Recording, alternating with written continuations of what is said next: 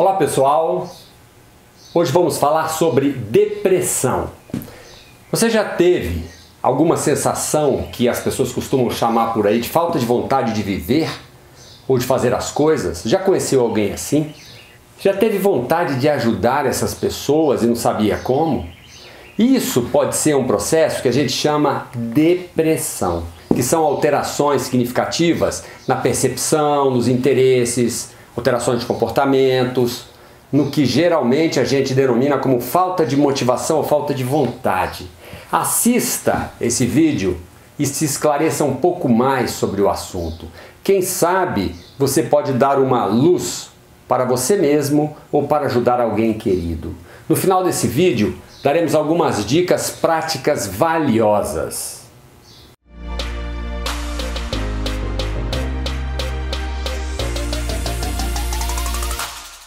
Eu sou Gilberto Godoy, psicólogo e professor de psicologia.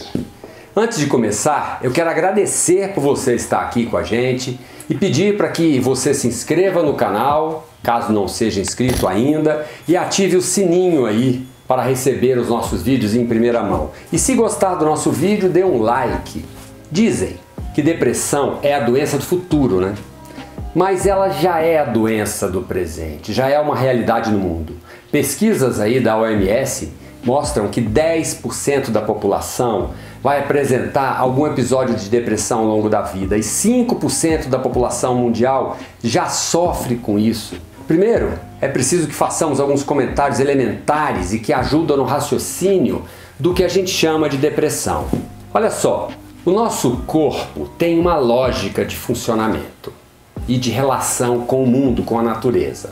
Tanto com a natureza quanto com o ambiente físico, como as contingências sociais às quais esse corpo está interagindo. Temos um processo existencial que exige de nós constantemente comportamentos adequados para nos adaptarmos ao contexto que vivemos. Assim, temos fome e vamos buscar comida. Temos sono e procuramos um local para descansar. Temos frio e vamos nos proteger de alguma forma, e assim por diante. Fomos feitos carentes por natureza e temos constantemente que fazer alguma coisa para nos mantermos vivendo bem, adaptados. Então a vida exige de nós comportamentos certos na hora certa.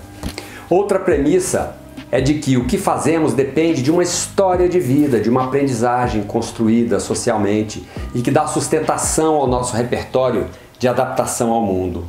Quem não aprendeu a procurar abrigo, por exemplo, pode sentir os efeitos do frio.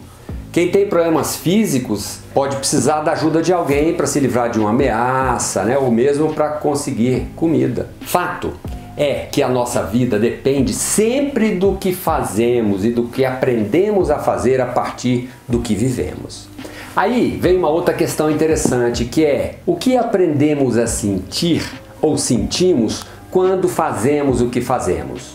Os sentimentos vão tatuando na gente, nas nossas vidas, eles vão sendo uma espécie de termômetro. E a depressão se caracteriza, entre outras coisas, por sentirmos o que não deveríamos ou não gostaríamos de sentir. Então, o que é depressão?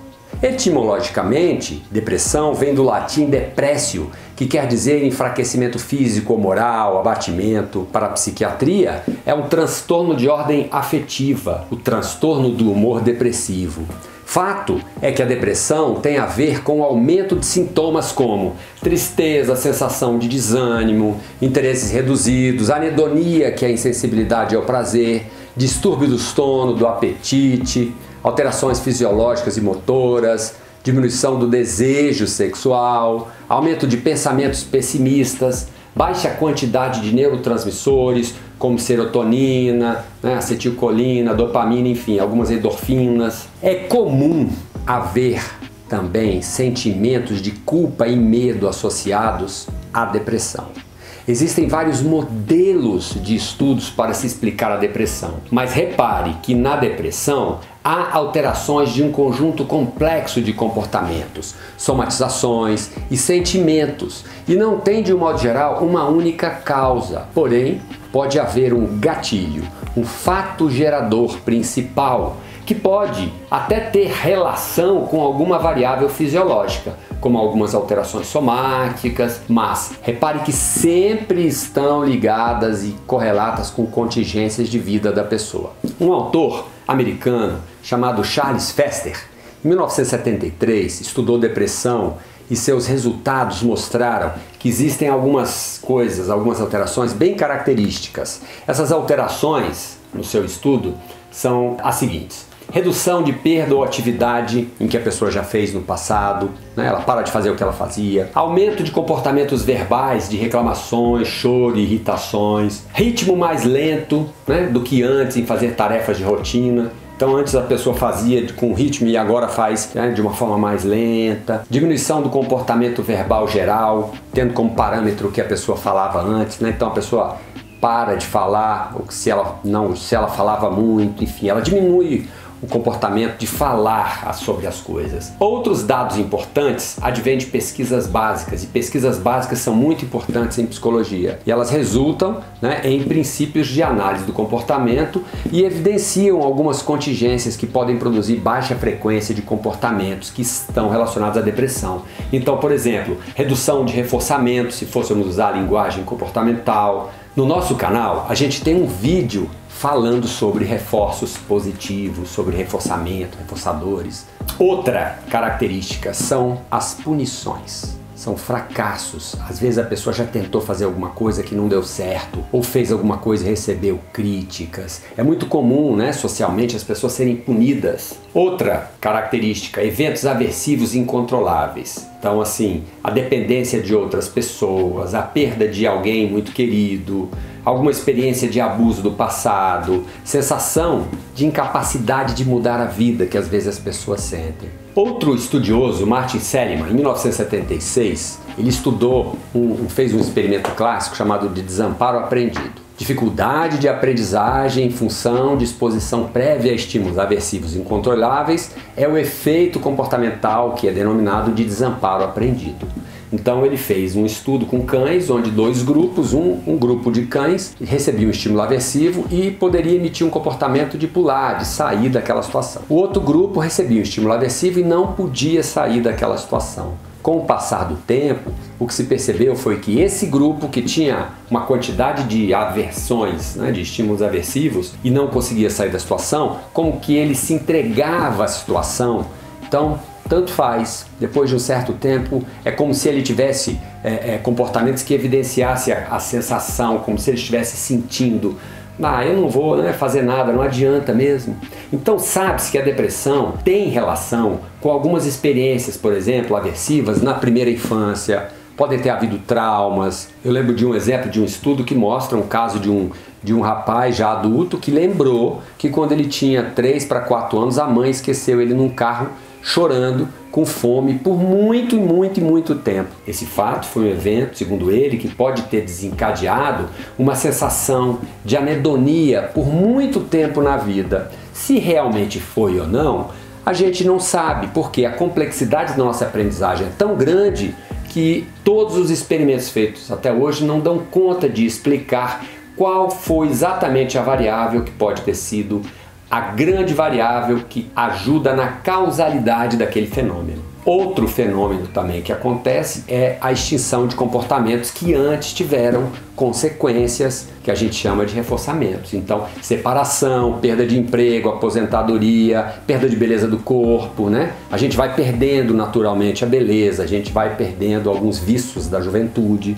Hoje em dia, por exemplo, a gente faz uma grande confusão entre tristeza e depressão. É muito importante saber disso. Ficar triste é um processo normal e até útil em muitos casos. Faz com que algumas pessoas amadureçam, reflitam, configurem perdas, aceite o processo natural do viver. Afinal, como eu disse, viver também é perder. Faz parte da vida, né? As pessoas perderem coisas, perderem a beleza, não conseguirem algumas coisas que elas querem, né? Mas a nossa sociedade hoje nos condiciona a lutar de uma maneira feroz contra isso e às vezes se torna até neurótico.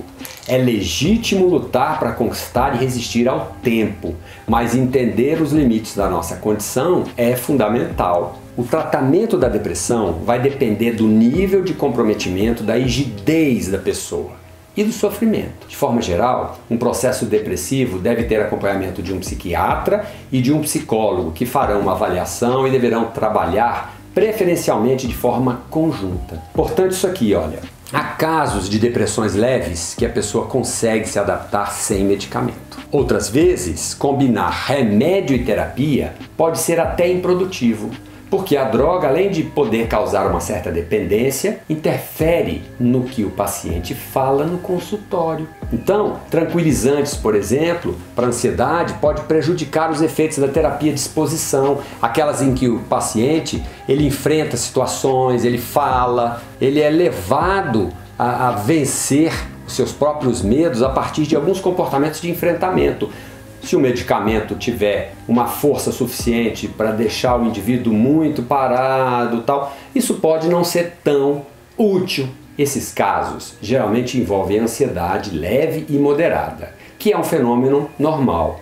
Reações, né, diante de estímulos avisos, que é o que a gente chama de ansiedade, e que servem para nos sinalizar, entre outras coisas, perigos reais, né? Afinal, a vida está cheia, desde a história do homem primitivo, a gente está cheio de situações para enfrentar e há perigos reais e outros nem tanto. Mas a ansiedade pode se tornar patológica e aí se torna um problema a ser tratado com medicamentos obrigatoriamente, né? Sabe-se que o maior efeito de melhora sobre a depressão é resultante de uma boa análise funcional numa terapia comportamental de qualidade. No caso do trabalho do psiquiatra, ele traçará um plano de tratamento medicamentoso para casos mais severos, sempre partindo de remédios de primeira opção, né? Hoje tem-se a sertralina, fluoxetina, citalopram, paroxetina e muitos outros que os psiquiatras saberão, né, prescrever. E hoje são muitas as possibilidades, mas é importante dizer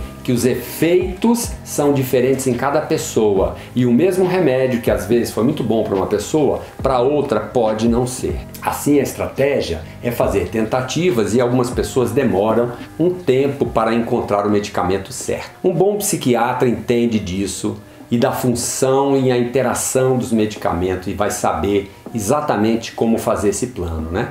Ele saberá também a importância do trabalho de um psicólogo para a mudança efetiva de um quadro depressivo. O psicólogo trabalhará no sentido de entender cada caso em particular, pode estabelecer um vínculo e fazer uma boa análise funcional, identificando as condições que levaram ao quadro depressivo, né? E ele vai verificar as regras dessa pessoa, que são as crenças, né, do paciente, que algumas não são úteis, e ele montará um quadro atual com as possibilidades de mudança que aumenta a obtenção de coisas boas, a diminuição de punições, enfim, e a consequente melhora, né, e mudança de comportamentos e sentimentos. Uma avaliação realista das potencialidades e limitações da pessoa e as possibilidades de adaptação à vida que ela leva é fundamental. É certo que alguns casos são mais severos e com condições menos favoráveis. O psicólogo poderá, por exemplo, fazer treinos de autoobservação, registro de comportamento, entender como que as coisas vão mudando, né? Agora olha só, gente, a nossa sociedade hoje, o chamado mundo líquido, né, que Bauman se referia, está repleta de situações que desfavorecem adaptações saudáveis, como relações fugazes, consumismo exagerado, aparências falseadas, né? Necessidades inventadas e assim por diante. As receitas fáceis de felicidade não rimam com a realidade da vida, que precisa de resiliência e de capacidade de adaptação constantes. Antes de terminar, eu vou deixar aqui para vocês 6 dicas que podem ser muito úteis. A primeira delas é o seguinte: em caso de depressões mais severas, onde você percebe alterações do sono, do apetite, né, da libido, pensamentos autodestruidores, procure um psiquiatra e um psicólogo de confiança. 2.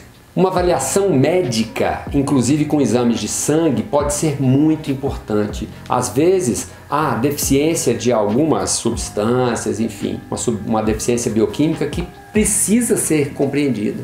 3. Uma avaliação psicológica e um acompanhamento é fundamental e fará toda a diferença. Conhecer a si mesmo, né, é também conhecer as contingências que te influenciam de alguma forma e fazem a diferença para o que você vive hoje, quer você saiba o que é ou não, né? Então, procure entender se houve algum fator gerador. Numa terapia você pode descobrir, às vezes você não sabe, para a depressão, e desde quando isso ocorre também é importante. No caso de usar medicamentos, veja se eles têm, né, quais são os benefícios, o uso correto no dia a dia, né? Quais são os efeitos colaterais, e converse com o seu médico, mas jamais se automedique. E por último, em sexto lugar, né, os 6 aí, se você puder ampliar a sua vida, fazendo coisas novas, desafios, cursos, exercícios físicos, um novo projeto, isso vai ser excelente, né? Em terapia comportamental, a gente chama isso de encontrar reforçadores naturais, de ampliar a vida, de encontrar alguma coisa que você goste. Aliás, isso vale para todos nós. Espero que vocês possam aproveitar essas informações aqui passadas nesse vídeo de alguma forma. Se você gostou aí, compartilhe, curta, se inscreva no nosso canal, ative o sino aí para receber os nossos vídeos em primeira mão. Agradecemos muito a sua presença aqui, ainda vem muito por aqui.